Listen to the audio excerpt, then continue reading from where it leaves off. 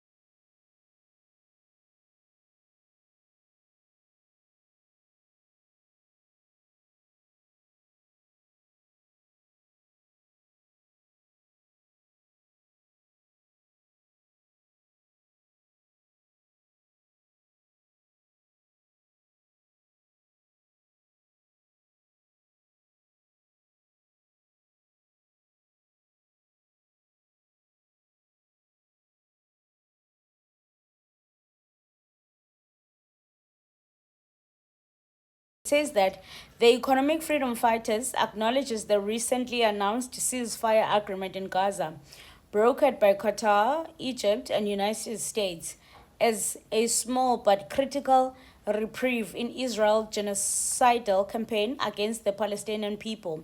Whilst the agreement is set to last 42 days, it allows for the release of prisoners on both sides and the return of displaced people to their decimated homes.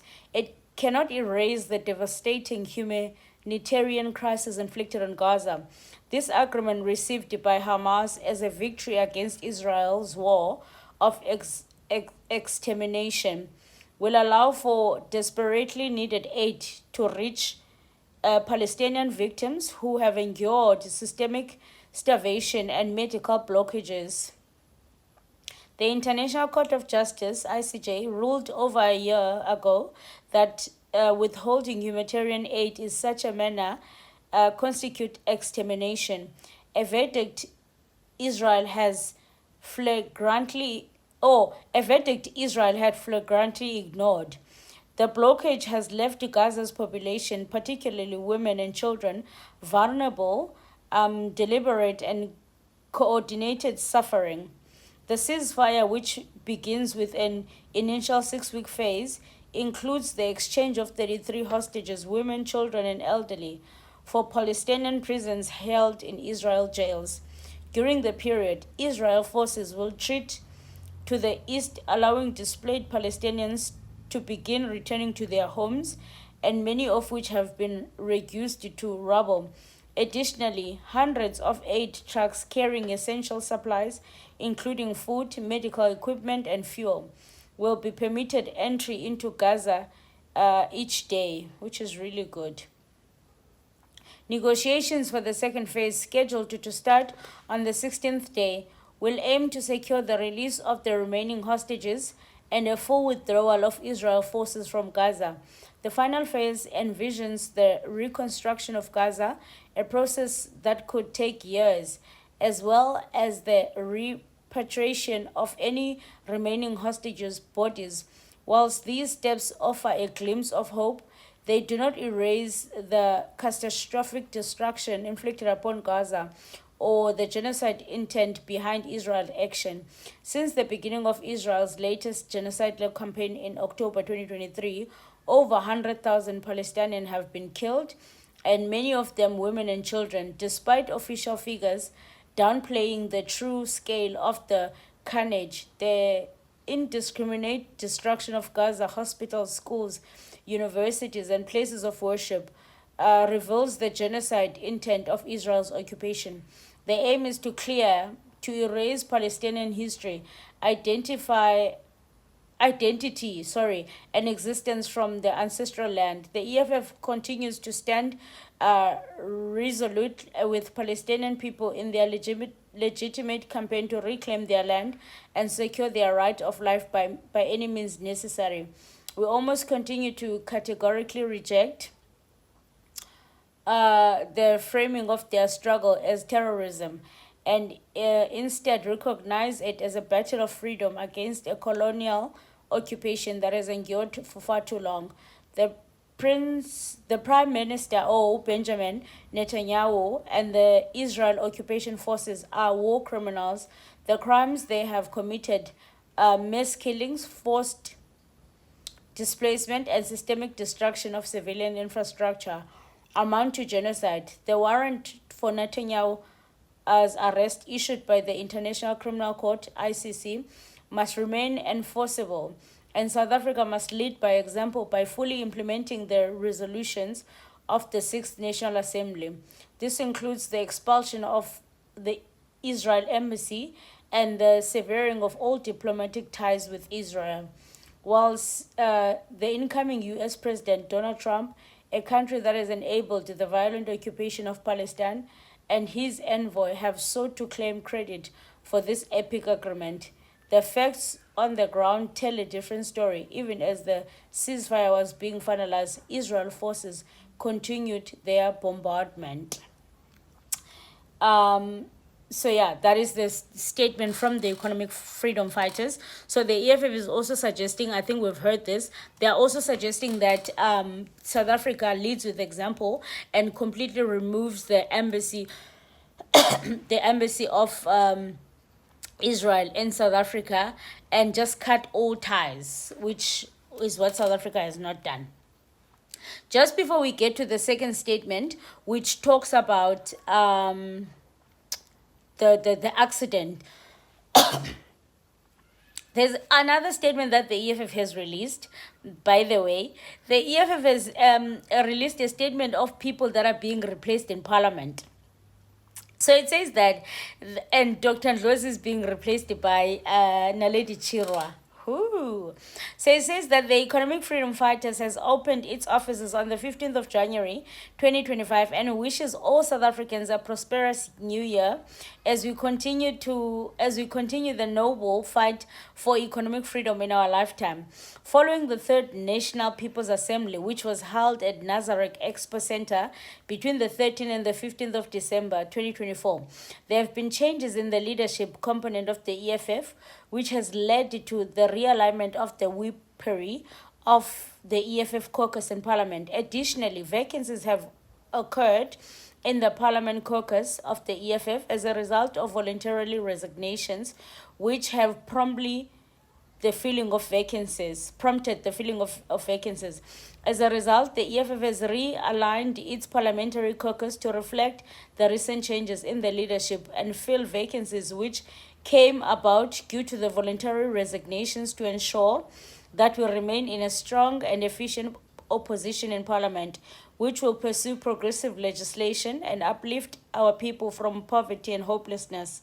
The changes represent a combination of strong institutional memory, both within EFF and Parliament, youth loyalty and service to the EFF, as well as vast educational and organizational experience. Therefore, effective immediately, the following changes have been made.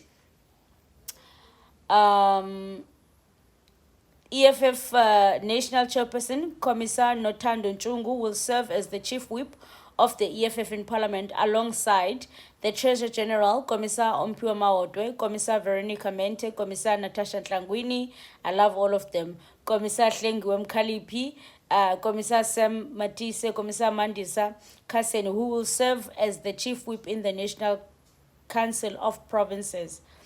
And then in the National Assembly of the following changes have also been made.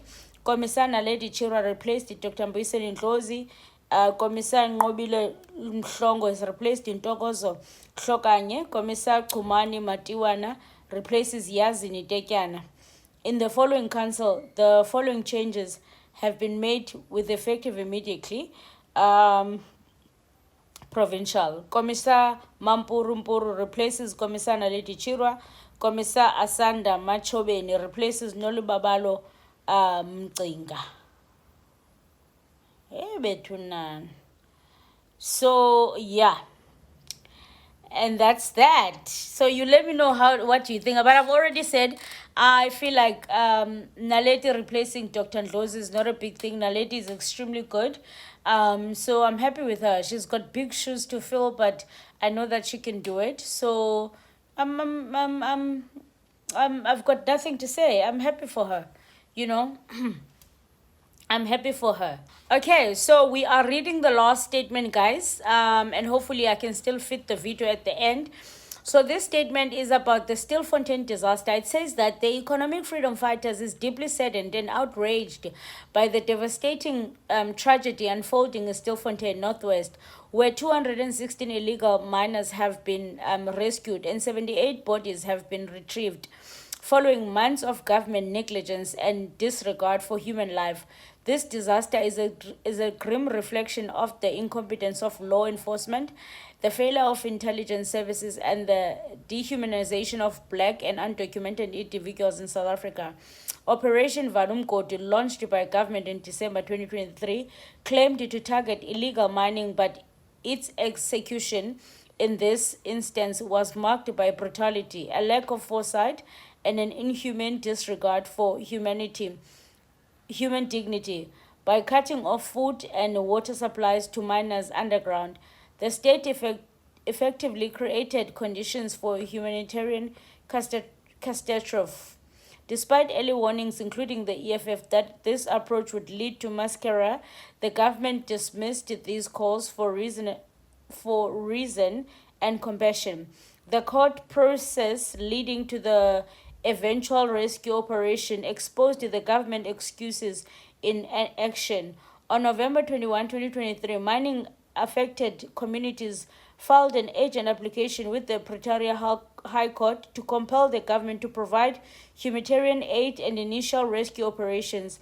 The application was dismissed, further entrenched the state's indifference to the plight of the illegal miners. However, the persistence of human rights organizations, community leaders, affected families led to further legal challenges. By December, an interim order permitting community members and charitable organizations to deliver food, water to the miners when the government continued to fall in its duties to address the crisis. An urgent application was brought to the Pretoria High Court by a relative of one of the trapped miners. This led to court order on January 12, 2024, mandating the government to deploy mining rescue services to assist miners underground. The court's ruling made it clear that the rescue operation, initially dismissed as impossible, was in fact feasible with the proper resources and political will. The successful rescue of 216 miners and the retrieval of 78 bodies highlight that the tragedy was avoidable had the government taken timely and human action. The court's intervention proves that alternative approaches, those that respect human rights and involve community engagement, can and should have employed from the outset. Instead, the government refusal to act earlier resulted in unnecessary suffering and loss of life, even after young boys trafficked and abused in these mines resurfaced. The dismissive and violent approach is disturbingly reminiscent of apartheid-era tactics, where black lives were considered expendable. The treatment of illegal miners, many of whom are foreign nationals, reflects the same dehumanization seen during the Marikana massacre and countless other instances where black people have risen in protest and desperation. The government's action reinforces a narrative that certain lives are worth less, a stance the EFF vehemently rejects. The EFF condemns the government refusal to collaborate with local communities whose insights could have prevented this tragedy.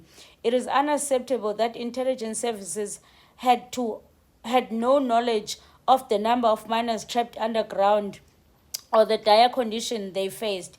Their lives lost and ruined in Stillfontein are direct consequences of the failure to engage with communities and address the crisis through lawful, humane, and effective means.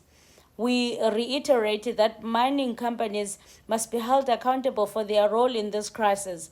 It is their legal responsibility to properly close disused mines, ensuring they do not become death traps or hubs for parallel economies. The presence of parallel mining market is undeniable.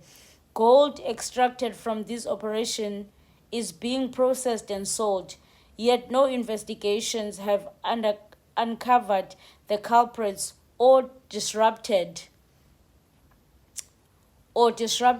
illegal supply chain. The failure to act demonstrates a complicity by political actors that cannot be ignored. As rescue operations continue, we call for immediate accountability from those responsible for the disaster. We demand a comprehensive investigation into the operation of parallel mining markets and decisive action against mining companies that fail to rehabilitate abandoned mines. Furthermore, the government must adopt a human and community-centered approach to addressing illegal mining, ensuring that the lives and dignity of all people, regardless of their legal stature or nationality, are respected. The EFF extends its deepest condolences to the families of those who have lost their lives and stands in solidarity with the survivors. The tragedy in Stillfontein must serve as a turning point, a moment when South Africa finally confronts the systemic injustices that dehumanizes black and undocumented people and perpetuates cycles of violence and neglect. Oh, that was a long letter. So yeah, and it's such a detailed and like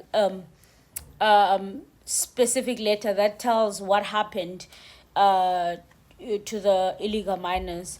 So yeah, let me know what you think, guys. I think I've said a lot. At the end, I'm gonna play the video that I posted on TikTok about the work of the EFF in Gauteng. So let me know what you think. If you have not subscribed, please do subscribe because it is free of charge. I'll see you guys on the next episode. Aluta continua. The struggle continues. Until next time. Come on, guys. Show me a province that works like the EFF Gauteng province. Hey, man, those people mean business. Let's get right into it. Because Sana, I'm proud. And I see you guys. Okay, first of all, a school that had like old computers, they've replaced them to new laptops. Shout out, shout out. I mean, show me a province, guys. I'm ready to post. Free.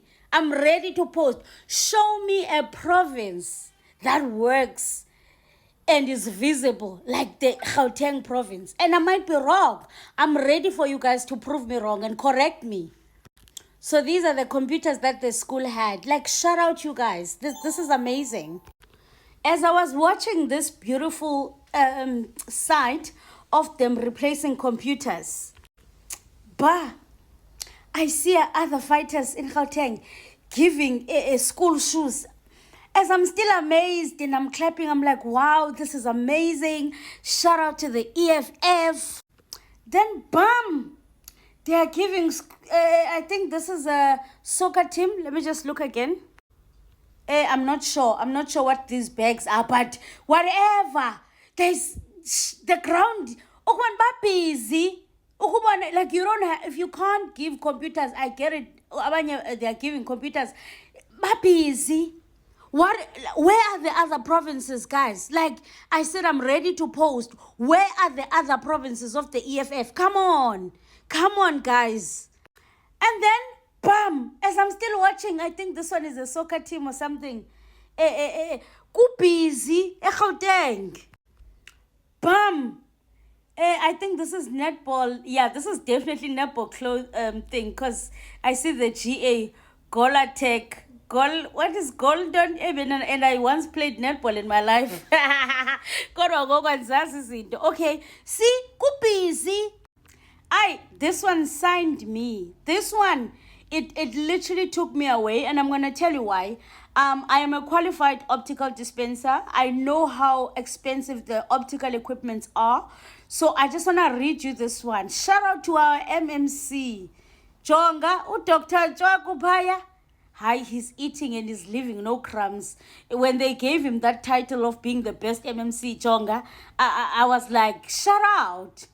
Anyway, let's quickly read this. It says that the MMC of Public Safety in the city of Johannesburg, Commissar Dr. Jwaku, alongside the licensing department, is driving a tech revolution. Outdated 5-year-old LEU machines are being replaced with cutting-edge SEU technology, reducing eye test times from 10 to 15 minutes to 5 minutes.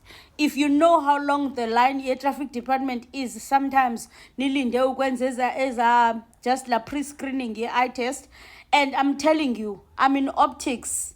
I am a qualified optician. Optical machines are very expensive. I don't know how much these ones are. The machines that I know in optics, you will not get a machine less than 100,000. Any machine that you're going to get in optics, you're going to get them for 300,000, 500,000, as tiny as they are. So I don't know how much these ones are, but I'm sure they are not cheap. So shout out. It says that no more photos, no more delays. These new machines streamline the process, combining eye test and payment into a seamless. This is amazing. Yo, this is amazing. It's amazing. Come on. Yo, paperless system, short queues, Jonga. Shout out. I bow. I bow. Like what? Like where are the other provinces of the EFF? Where are the other provinces of the EFF? I said, prove me wrong. I mean, I'm not even in Gauteng, but come on, I bow for Gauteng. I bow for this province. If I had to vote, I would vote for this province. Come on. And then this one, I don't know what they were giving here, but go busy. Everyone is giving something, Gauteng. Jonga, shout out. This one, public participation beyond the and yes, number be given, don't, but they were giving something. Ukubone? Where are the other provinces of the EFF? Where are you guys? Show me something. I want you to comment and say, Zizi, we are busy. Show me your work. Show me, like show us. Rather, don't let me not say show me. Show us. I'm gonna put it together and I'm gonna post. Where are you guys? Come on. Shout out to the EFF in Gauteng. I bow. I respect. Come on, you guys. You guys are doing so amazing. We are so proud of you. And just keep up the good work, man. You guys are visible. We see you. Now, when they ask us, what is the EFF doing? We are able to reference to Kuban at least. So, shout out to you guys. Shout out.